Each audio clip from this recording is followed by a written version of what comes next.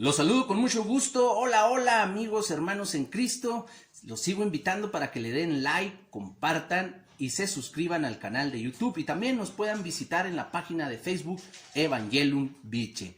El sentido y la reflexión de este video es en aquella crítica, calumnia, mentira con la que somos atacados los cristianos católicos. Porque con un texto bíblico dicen que nuestras oraciones están prohibidas porque son repetitivas. Y hoy vamos a desenmascarar esa calumnia y esa mentira. Por si algún momento te sentiste con dudas o dejaste de hacerlo, pues tengas la defensa con la misma palabra de Dios. Acompáñame.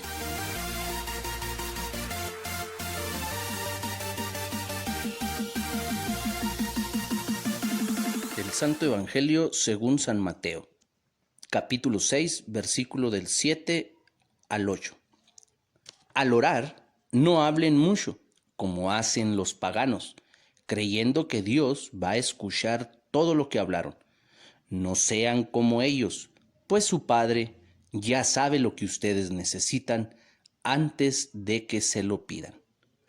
Palabra de Dios. Bien, pues después de haber escuchado este texto con el que somos criticados, con el que somos calumniados, la pregunta es, ¿realmente la palabra de Dios prohíbe la repetición o repetir palabras en la oración? La respuesta es no, rotundamente no. Porque el texto que acabamos de escuchar de Mateo capítulo 6, versículo del 7 y el 8, dice muy claramente, no imiten a los paganos. Y vamos a hacer un señalamiento. ¿Quiénes eran los paganos? Pues resulta que los paganos tenían otros dioses, eran politeístas, venían de pueblos que eran idólatras, adoraban a los ídolos y tenían esa creencia que pensaban que entre más repitieran y más palabreríaje hicieran, iban a ser escuchados.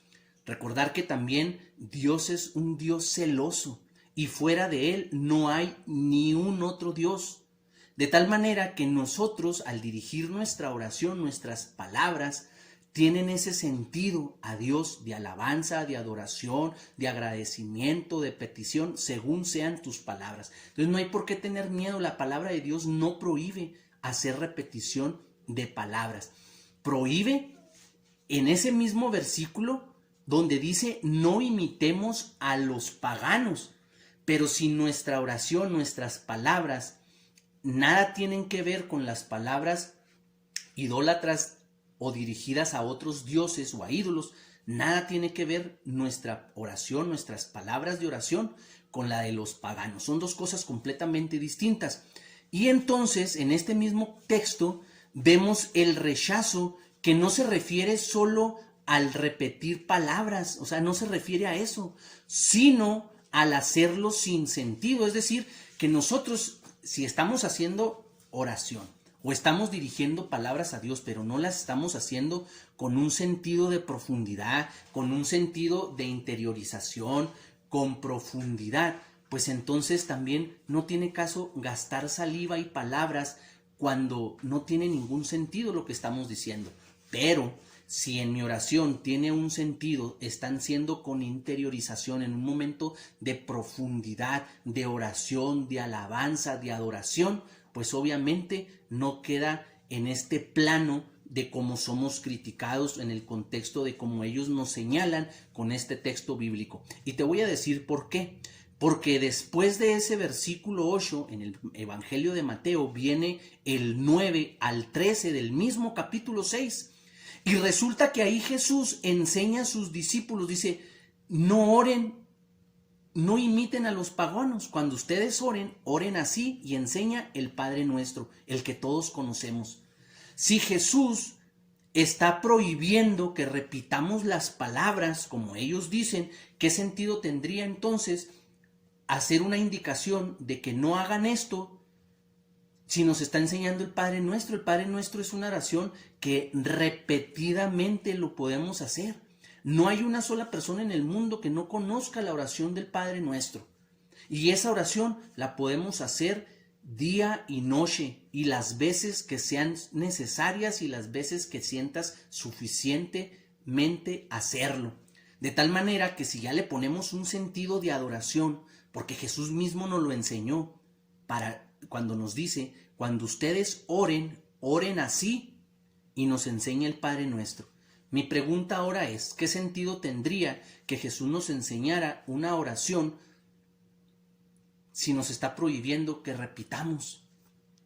No tiene lógica, no tiene sentido, porque esta oración, por muchos siglos, es una de las oraciones más preciosas y más importantes a lo largo de la iglesia, del inicio de la iglesia primitiva.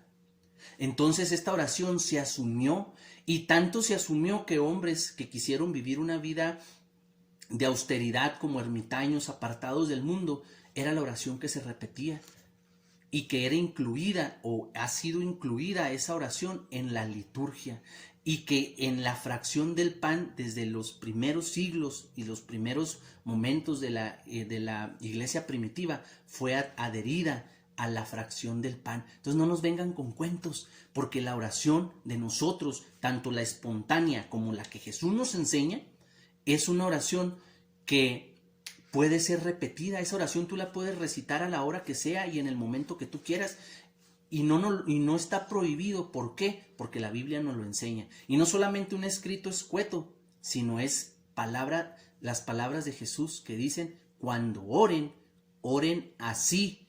Y en eso viene la redacción de el Padre Nuestro, ¿no? Ahora, quiero refutar precisamente esta calumnia de este texto con el que somos criticados. Resulta que en Marcos capítulo 14 versículo 32 al 41 vemos también otro texto en el que se puede contraponer con el texto que somos criticados y calumniados. Ahí habla de cuando Jesús llega al huerto de Getsemaní. Resulta que cuando Jesús llega al huerto de Getsemaní con sus discípulos, les dijo, siéntense aquí, yo voy a orar. Y cuando se aparta a orar, se lleva a Pedro, Santiago y Juan, se los lleva más adelante a orar. A ellos les dice, ustedes aquí se quedan, les expresa ese sufrimiento hasta el alma, ese dolor, ese sentimiento de muerte que trae Jesús, de soledad. Y luego él se aparta más adelante, dice textualmente, y de la Reina Valera, en el versículo 36, dice que Jesús se aparta a orar.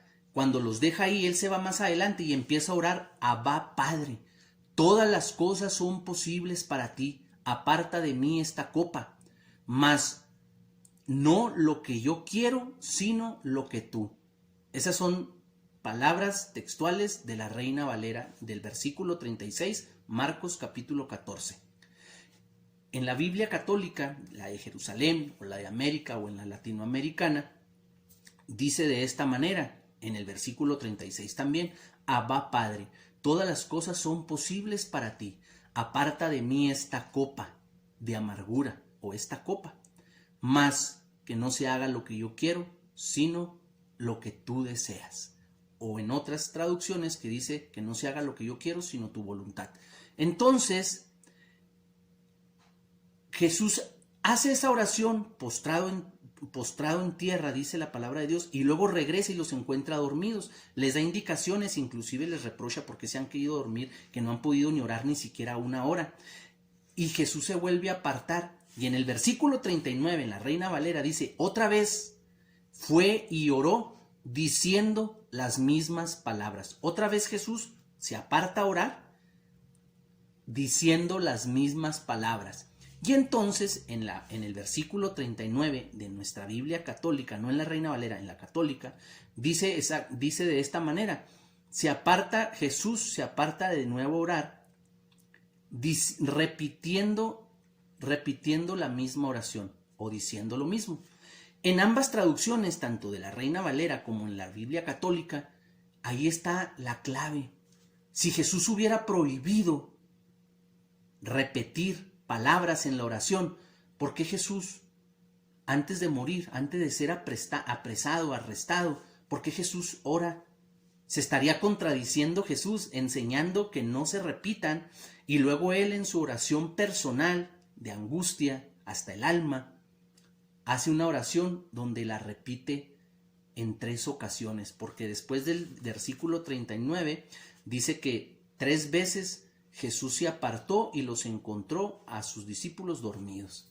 Entonces no vengan a querer criticar, ya basta de que nos estén criticando, calumniando, utilizando hasta la palabra de Dios a su conveniencia, no a lo que quiere decir, no a lo que dice, no a la interpretación como es, sino a como les da gana. Dejen de estar calumniando y apéguense a lo que es la palabra de Dios, porque con estos textos que acabo de mencionar, pues no tiene sentido el que sigan engañando a la gente. Bendiciones.